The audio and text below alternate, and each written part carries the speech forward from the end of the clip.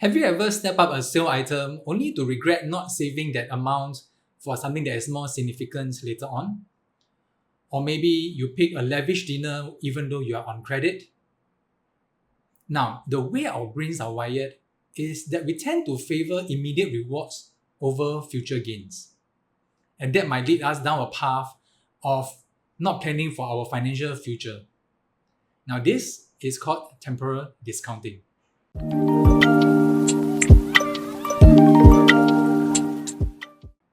Hello everybody, my name is Adrian and welcome to another episode of Living Kopi Fridays with Adrian.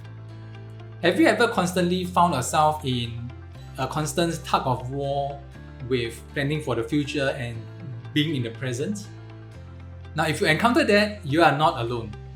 Do you know that a lot of us would favor immediate gains, such as, for example, if you have $50 in your hands right now versus the promise of $100 1 year later, most people in that situation will choose to get their $50 right now because they are able to visualize what the $50 can bring to them now or within the next few days.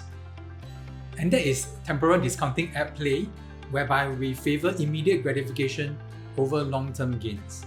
And because of the fact that a lot of us, we can't really visualize what's going to happen in the future, and that's one of the reasons why we tend to go for something that is more shorter term, where we are able to visualize.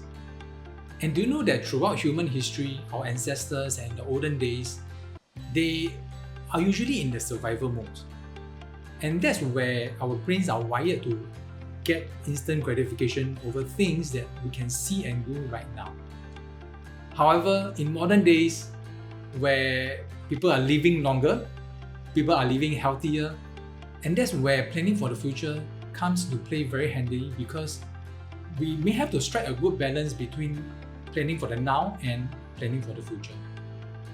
So now that we know that human beings have the tendency to get immediate gratification, what can we do to really bring ourselves to a new level where we are able to plan for the future as well?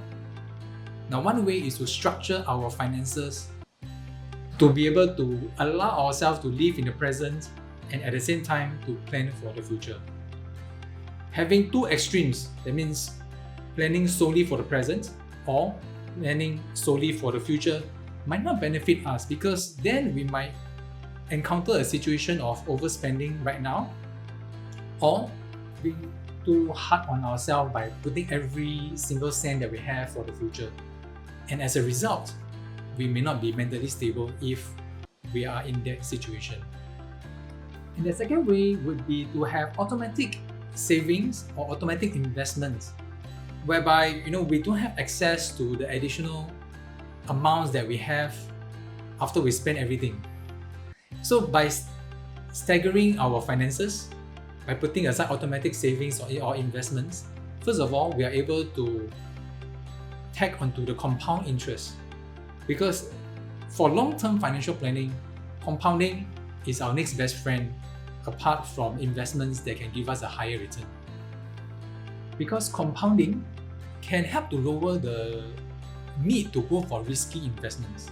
Because when we have compounding working for us, over the long term, we don't have to get into risky investments in order to get a very high return.